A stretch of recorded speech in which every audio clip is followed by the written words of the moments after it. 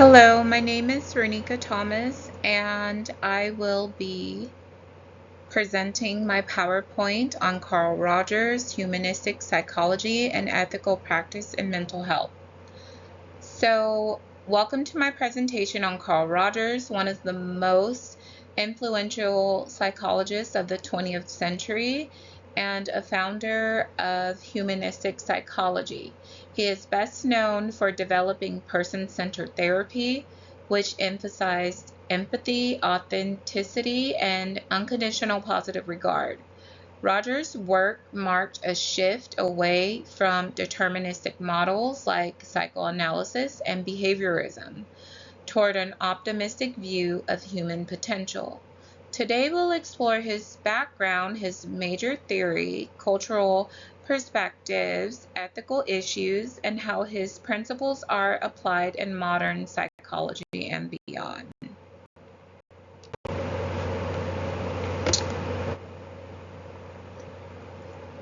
So, regarding Carl Rogers' background, Carl Rogers was born in Oak Park, Illinois in 1902. He grew up in a strict and religious household that emphasized discipline, morality, and responsibility. This environment deeply shaped his later focus on ethical decision-making and respect for others' values. Rogers began his studies in agriculture at the University of Wisconsin, then shifted to religion, planning to become a minister. However, his interests eventually turned toward psychology, and he pursued graduate studies at Columbia University's Teachers College. His exposure to progressive educational theories and child development research helped form his belief in human growth and potential. These experiences laid the foundation for his later emphasis on the importance of empathy, authenticity, and self-actualization in therapy.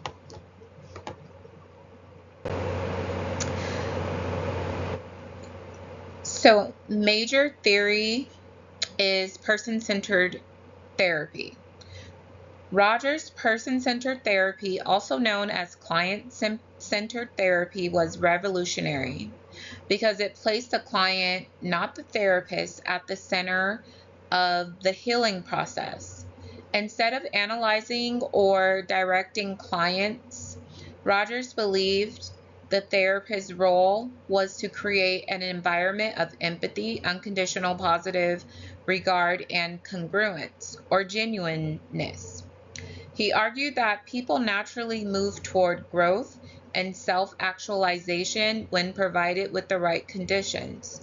This theory stood in contrast to Freud's psychoanalysis, which focused on unconscious drives, and behaviorism, which emphasized external control. Rogers' humanistic approach offered a hopeful, empowering perspective that respected client autonomy. His ideas influenced counseling, education, leadership, and even conflict resolution, making them far-reaching beyond traditional therapy. So this was a photo that I selected because I like that it emphasized,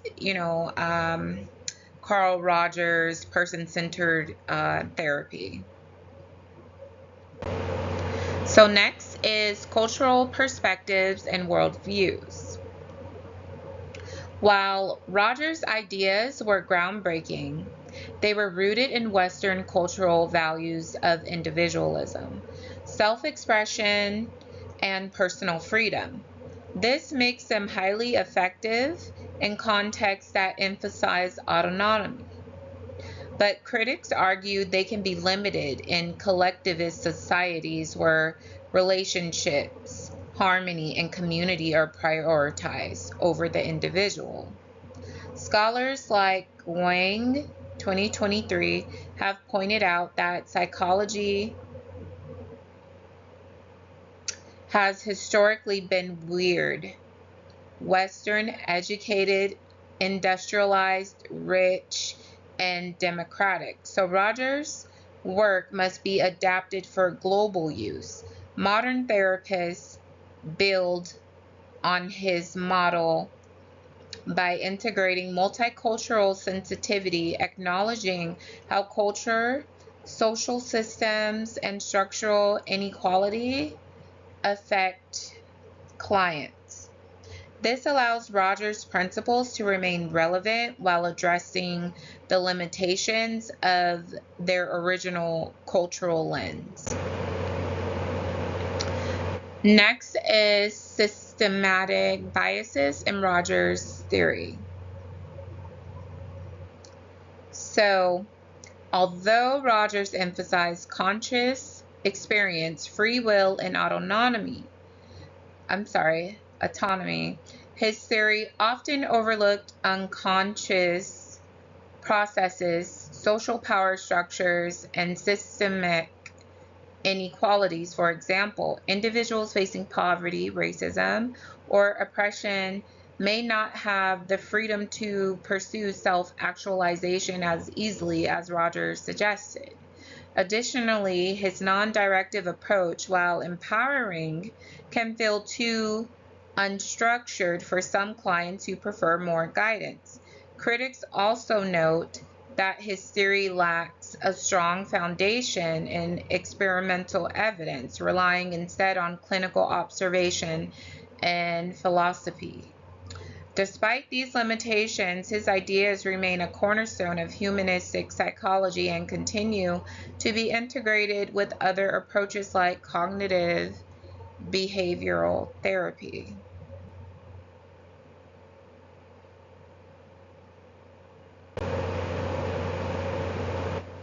So, next is historical ethical issues.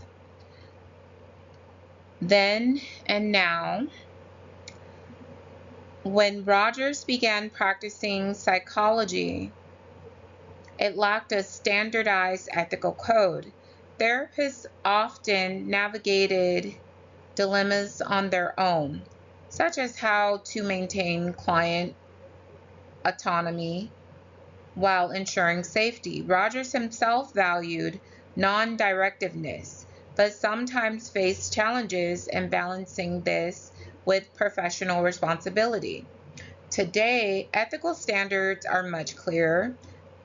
The American Psychological Association, APA 2017 code, emphasizes informed consent, confidentiality, cultural competence, and ongoing training.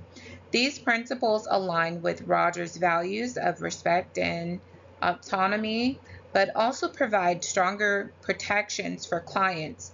Rogers' commitment to authenticity and empathy set the stage for modern ethics by highlighting the importance of treating clients as full human beings, not just cases. So this also shows an image of the importance of informed consent, as I had stated in a previous slide. So next we have personal application and reflection. So for me personally, I feel as though Rogers' emphasis on empathy and authenticity is powerful. He believed that genuine human connections is at the heart of healing, and this resonates with my own career goals. By applying unconditional positive regard, I can help clients feel safe and respected, even when they are struggling with self-doubt or shame. I also admire Rogers' belief in empowering clients to make their own choices. His work reminds me that therapy isn't about fixing people, but about walking alongside them as they discover their own strengths In my practice, I plan to use these principles to foster client autonomy, resilience, and growth. So, for myself personally, I work in corrections, and oftentimes, when I'm having facilitating groups with my patients, I often tell them that I cannot want more for them than they want for themselves. And ultimately, we all have choices. I work with a diverse group of guys, white, black, Hispanic, and my favorite quote to them, because they all love rap music, so I always tell them, what does E40 say? Everybody has choices. And I always let them know that you have the power to be the change that you want to be. You can always add to your story. This does not have to be your end all. So that's one of the reasons also why I selected Carl Rogers, because I really lean towards his personal views. So next is practical applications.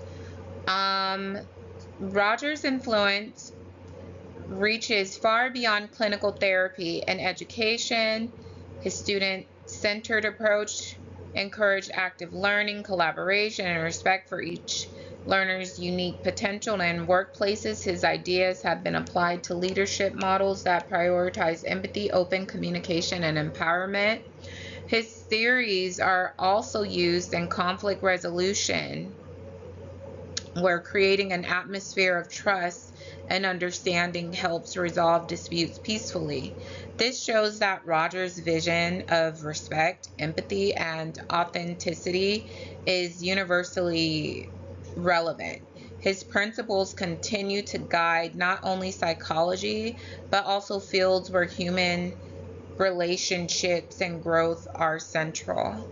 So this is my presentation, and Professor, I hope that you enjoyed it, and I hope I did a thorough job in my presentation. Thank you so much.